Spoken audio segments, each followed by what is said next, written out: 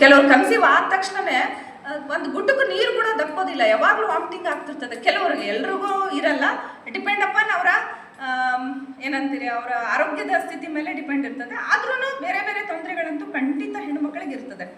ನೋಡಿ, ಅಂಥವ್ರು 9 ತಿಂಗಳ ನವಮಾಸಗಳ ಕಾಲ ಮಗುನ ತನ್ನ ಗರ್ಭದಲ್ಲಿ ಇಟ್ಕೊಂಡು ಹೆರಿಗೆ ಅನ್ನೋದು ಕೂಡ ಒಂದು ಹೆಣ್ಣಿನ ಜೀವನದಲ್ಲಿ ಅದು ಪುನರ್ಜನ್ಮ ಅಂತಾರೆ.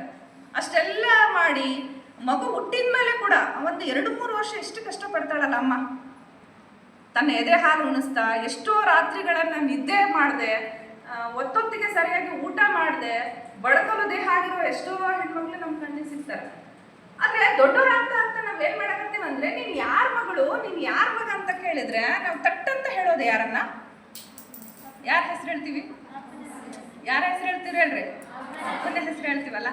ಇದು ಎಷ್ಟು ಸರಿಗೆ, ಈಗ ನಮ್ಮದು ಒಂದು ಆತ್ಮಸಾಕ್ಷಿ ಅಂತ ಇರುತ್ತಲ್ಲ, ಅದನ್ನು ಒಂದ್ಸರಿ ಪ್ರಶ್ನೆ ಮಾಡ್ಕೊಂಡು ನೋಡಿ, ನಾವು ಅನ್ನೋದು ಸರಿನಾ ತಪ್ಪ? ಹಂಗಂತೇಳಿ ಅಪ್ಪನ ವಿರೋಧಿ ಖಂಡಿತ ಅಲ್ಲ. ಇವತ್ತು ನಾನು ಈ ಮಟ್ಟಕ್ಕೆ MA ಮಾಡಿಕೊಂಡು, B.Ed ಮಾಡಿಕೊಂಡು, MPhil ಮಾಡಿಕೊಂಡು, PhD ಮಾಡಿಕೊಂಡು ಇದ್ದೀನಿ ಅಂದರೆ ಫಸ್ಟ್ ನನಗೆ ಇನ್ಸ್ಪೈರ್ ಆ್ಯಂಡ್ ಸಪೋರ್ಟ್ ನಮ್ಮ ತಂದೆನೇ. ಇದರಲ್ಲಿ 2 ಮಾತಿಲ್ಲ.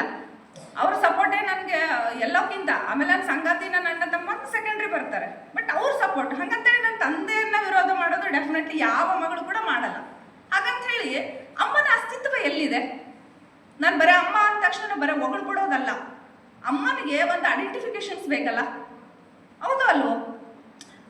ಈಗ ನಿಮ್ಮದು ಹಾಜರಿ ತಗೋಬೇಕಾದ್ರೂ ಕೂಡ ಇತ್ತೀಚೆಗೆ ಒಂದಿಷ್ಟು ಕಾಲೇಜುಗಳಲ್ಲಿ ಬದಲಾಗಿದೆ.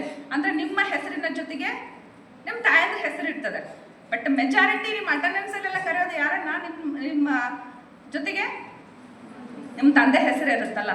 ಇದು ಸ್ವಲ್ಪ ಬದಲಾಗಬೇಕಲ್ಲ. ನಿಜವಾದಂಥ ತಾಯಿಗೆ ಗೌರವ ಕೊಡಬೇಕಾಗಿತ್ತಂದ್ರೆ ನಾನು ಫಸ್ಟ್ ನನ್ನ ಅಮ್ಮನ ಹೆಸರನ್ನು ಹೇಳಿ, ಆನಂತರ ನನ್ನ ತಂದೆ ಹೆಸರನ್ನು ಹೇಳಿದರೆ ಅದು ನಾವು ನಿಜವಾದಂಥ ನನ್ನ ಹೆತ್ತವಳಿಗೆ ಕೊಡುವಂಥ ದೊಡ್ಡ ಕೊಡುಗೆ. ಅದು ಇದು ಬದಲಾಗಬೇಕು. ಅದಕ್ಕೆ ಸುಮ್ಮನೆ ಹೊಗಳಿ ಹೊನ್ನ ಶೂಲಕ್ಕೆ ಇಟ್ಟರು ಅಂತೇಳಿ ಮಹಿಳಾ ದಿನಾಚರಣೆ ಬಂತು ಅಂತ ಮಹಿಳೆನ ಹೊಗಳೋದು, ತಾಯಿ ದಿನಾಚರಣೆ ಬಂತು ಅಂತ ತಾಯಿಯನ್ನು ಗುಣಗಾನ ಮಾಡೋದಕ್ಕಿಂತ ಆಕೆಯ ಅಸ್ತಿತ್ವವನ್ನು ಎತ್ತಿ ಹಿಡಿಯುವಂಥ ಜವಾಬ್ದಾರಿ ನಮ್ಮೆಲ್ಲರದು ಇದೆ. ಆ ಕೆಲಸನ ನೀವು ಪ್ರಜ್ಞಾವಂತ ವಿದ್ಯಾವಂತರು ಇದೀರಿ, ಡಿಗ್ರಿ ಓದ್ತಾ ಇದ್ದೀರ ಅಂದರೆ ಇನ್ಮೇಲಿಂದಾದರೂ ಆ ಕೆಲಸನ ಖಂಡಿತ ನೀವು ಮಾಡ್ತೀರಾ?